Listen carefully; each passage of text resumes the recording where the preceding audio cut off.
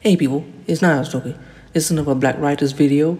This is Chinua Achebe. I'm not sure if I'm pronouncing that right, but I'm just going to go with that. And the source I'm using is The Guardian's obituary of him. So it goes, founding father of African fiction whose novels chronicled Nigeria's troubled history. Chinua Achebe, who has died aged 82, was Africa's best-known novelist and the founding father of African fiction. The founding of his publication of his first novel, Things Fall Apart, in 1958, not only contested European narratives about Africans, but also challenged traditional assumptions about the form and function of the novel. His creation of hybrid that combined oral and literary models and his refashioning of the English language to convey Igbo voices and concepts established a model and an inspiration for other novelists throughout the African continent. The 5 novels and the short stories he published between 1958 and 1987 provide a chronicle of Nigeria's troubled history since the beginning of British colonial rule. They also create a host of vivid characters who seek in varying ways to take control of their history. As founding editor of the influential Heinlein African Writer series, he oversaw the publication of more than 100 texts that made good writing by Africans available worldwide in affordable editions. Born in the traditional Igbo village of Igidi, eastern Nigeria, some 40 years after missionaries first arrived in the region, Achebe was christened Albert Chinua Lomugu by his Christian convert parents. Later, in an autobiographical essay entitled Name for Victoria, Queen of England, he told how, like Queen Victoria, he lost his Albert. Growing up as a Christian allowed him to observe his world more clearly, he wrote. The slight distance from each culture became not a separation but a bringing together, like the necessary backward step which a judicious viewer might take in order to see a canvas steadily and fully. At the local missionary school, however, the children were forbidden to speak Igbo and were encouraged to disown all traditions that might be associated with a pagan way of life. Nevertheless, Achebe absorbed the folk tales told to him by his mother and older sister, stories he described as having the immemorial quality of the sky, the forests, and the rivers. When he was 14, Achebe was sent to the prestigious colonial government college at Umuahia, where his schoolmates included the poet Christopher Okigbo, his close friend. In 1948, he won a scholarship to study medicine at what became the University of Ibadan. After his first year, however, he realized it was writing that most appealed to him, and he switched to a degree in English literature, religious studies, and history. Although the English curriculum closely followed Britain's, teachers also introduced works they considered relevant to their Nigerian students such as Joyce Carey's African novels and Joseph Conrad's Heart of Darkness. But such works were at odds with the changing mentality brought about by the anti-colonial movements in West Africa following the Second World War. Achebe was among several future literary stars, including Wole Soyinka, who between 1948 and 1952 contributed stories and essays to student magazines with a nationalist orientation. Even in those early pieces, one can discern Achebe's characteristic qualities: a coolly amused view of the educated elite, a carefully balanced structure of contrast, a pleasure in mimicking or parodying various modes of discourse, an interest in rural Nigeria and the easy interaction between Western and Igbo cultures, and an insistence on what he saw as the crucial Igbo value of tolerance. It is one of these stories that a favorite proverb of his makes its first appearance: let the hawk perch and let the eagle perch. By the time he graduated in 1952, Achebe had decided to be a writer telling the story of Africans and the colonial encounter from an African point of view. One of his motivations was Carey's Nigeria-set novel, Mr. Johnson, which, though much praised by English critics, seemed to him a most superficial picture of Nigeria and the Nigerian character. He thought, if this was famous, then someone ought to try and look at it from the inside. What had originally been planned as one long novel, beginning with the colonization of eastern Nigeria and ending just before independence, turned into 2 shorter novels, Things Fall Apart, set in the late 19th century, and No Longer at Ease, set in the decade before Nigeria gained its independence. While the second novel takes up and retells the plot of Mr. Johnson, the story of a young Nigerian clerk who takes a bribe and is tried and sentenced by the colonial administration. The first seeks with consummate success to evoke the culture and society Mr. Johnson and his ancestors might have come from. Things Fall Apart recreates an oral culture and a consciousness imbued with an agrarian way of life and demonstrates, as Achebe puts it, that African people did not hear of civilization for the first time from Europeans.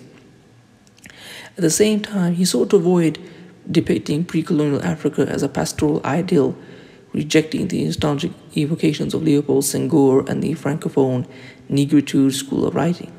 The protagonist, Okonkwo, emerges as a heroic but rigid character whose fear of appearing weak leads him to act harshly towards his wives and children and to participate in the sacrifice of a young hostage from another village.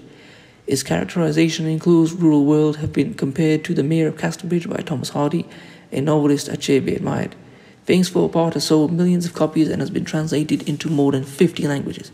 No Longer at Ease, set in 1950s Nigeria and published in 1960, takes up the story of Ogongo's grandson, an idealistic young Nigerian civil servant who returns home after studying in England, finds his salary inadequate for his expected lifestyle, and takes a bribe. By the time Achebe himself had been on the first of many trips abroad, as head of the talks department of the Nigerian Broadcasting Service, NBS, he was sent in 1956 on a short training course with the BBC in London. Back in Nigeria, he edited and produced discussion programs and short stories for the NBS in Enugu, eastern Nigeria, and learned much about how good dialogue works. There he met Christy Chinua Okoli, a beautiful and brilliant student from the Ibadan University. They married in 1961 and had 4 children. While preparing a feature on the response of Nigerians to early colonial rule, Achebe investigated the story of an Igbo priest imprisoned for refusing to collaborate with the British. Fascinated by the tale and the priest's proud character, he made it the focus of his third novel, Arrow of God, 1964. Some critics regard this as Achebe's greatest achievement, with its complex structure and characterization and its interrogation of the interstices between subjective desire and the external forces in the making of history. The concern with responsible leadership that inform Arrow of God are taken up more explicitly in his satirical fourth novel, A Man of the People, 1966. It exposes the corruption and irresponsibility of politicians and their constituents, ending with a military coup, as indeed happened in post-independence Nigeria in 1966, a coup that led to the attempted secession of Biafra and a civil war in which more than 1 million people died. Actually, it was like 2 million the last time I checked. When the massacre of Igbos began in the north following the coup, Achebe was working for the Nigerian Broadcasting Commission in Lagos. Warned that he might be in danger, a cousin was one of the military leaders assassinated. Achebe took his family to eastern Nigeria. He became a strong advocate of Biafra's independence, traveling the world to seek support. In his view, Biafra was not only a territory that could ensure the survival of Igbo peoples, but also an ideal. Speaking in 1968, he declared Biafra stands for true independence in Africa, for an end to the 400 years of shame and humiliation we have suffered in our association with Europe. I believe our cause is right and just, and this is what literature should be about today, right and just causes. Although the war ended in defeat for the Biafran cause, Achebe was determined the Igbo presence and perspective should continue within the Nigerian nation. His collection of poems, Beware Soul Brother, 1971, and the volume of short stories, Girls at War and Other Stories, 1972, drew on the experiences of the war. He became a senior research fellow at the University of Nigeria, Nsukka, and in 1971, he and a group of Nigerian academics founded Okike, an important journal for African creative writing and critical debate. He also wrote several books for children. In 1972, Achebe accepted a visiting professorship at the University of Massachusetts Amherst, where he taught African literature and continued to edit Okike. It was there that I first met him and worked as assistant editor for Okike. I also attended and occasionally co-taught his course in African writing and admired his patience with students who sometimes made all too evident their ignorance and prejudice with regard to African culture. That tolerance and indeed friendship extended to colleagues such as a professor who jokingly promised to write native girls for all the members of his department when he became head. I looked across at Achebe and saw him raise an eyebrow. Despite his passionate condemnation of racism and imperial arrogance, it is Achebe's gentle irony, ready laughter, and his delight in anecdotes about our children's actings that I most vividly remember. He did not retreat from controversy. In essays, lectures, and interviews, he declared the need for committed writing in the African context and derided writers and critics whose attitude to Africans he found condescending or racist. At the University of Massachusetts, he denounced Heart of Darkness in a lecture that caused many in the audience to walk out and protest and still aroused debate. Achebe returned to Nigeria in 1976 to be professor of literature at the University of Nigeria, where he continued to teach before becoming chair of the Association of Nigerian Writers and edited Uwa in Nadine Igbo, the Journal of Igbo Life and Culture. Sorry folks, I'm a bit tired. No disrespect to Mr. Achebe. He was also elected Deputy National President of the People's Redemption Party and published a political pamphlet, The Trouble with Nigeria, in 1983. Achebe not only created a new kind of novel, but was also unwilling to repeat the same formula. Each novel set up a dialogue with its predecessor technically and formally, as well as regard to character and social milieu.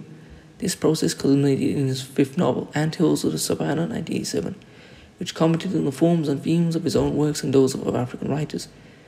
The novel insists there is no one story of the nation, but a multiplicity of narratives, weaving continuity between past and present, Igbo and English cultural forms and tradition. The philosophy, structure, and aesthetic of Anthills of Savannah, indeed all of Achebe's fiction, is summarized in the final sentence of his essay, The Truth of Fiction. A imaginative literature designed save, it liberates the mind of man. Its truth is not like the canons of orthodoxy and the originality of prejudice and superstition. It begins adventure in self-discovery and ends in wisdom and human conscience. In 1990, a car accident left Achebe paralyzed. Bard College, New York, offered him and the Christie the possibility of teaching there and provide the facilities he needed. Now using a wheelchair, he continued to travel and lecture in the U.S. and occasionally abroad. His talks at Harvard in 1998 were published under the title Home and Exile. His more recent lectures and autobiographical essays were published in The Education of a British Protected Child, 2009. He moved to Providence, Rhode Island in 2009 after being appointed professor of Africana Studies at Brown University. In 2012, he published There Was a Country, A Personal History of Biafra, which reiterated his belief in the ideals that inspired the nationalism of his younger days. His account of the events that led to the Civil War, its conduct and aftermath, have stirred strong reaction from supporters as well as opponents of the Biafran cause. Achebe received numerous awards and more than 30 honorary doctorates, but among the tributes he may have valued most was Nelson Mandela's. There was a writer named Chinua Achebe, Mandela wrote, in whose company the prison walls fell down. He is survived by Christie, their daughters Chinelo and Nwando, and their sons Ikechukwu and Chidi. And I would just like to say this. I was reading that book, The History of Biafra, and I learned something from Mr. Achebe, which he talked about an Igbo concept called Mobari, the idea of art as a celebration of life. You know, in the Igbo culture, there is no such thing as the idea of a museum, because Igbo art and culture is the idea that life is always moving. Igbo statues that were made even have Europeans because it shows the continuing change of life and that life is not static. In fact, is the idea of having a museum is contradictory to Igbo culture because it says that, oh, there's a master who has produced the highest form of art and therefore art is no longer necessary. That's completely in contradiction to the Igbo view of life and culture. And that's just a little tidbit. So I hope you've enjoyed this. Please comment, rate, share, and subscribe. If you want to support this channel, leave my Cash App. If you want to follow me on Instagram, I'll leave it there as well. If you want to buy one of my t-shirts, I'll leave that there as well. Peace.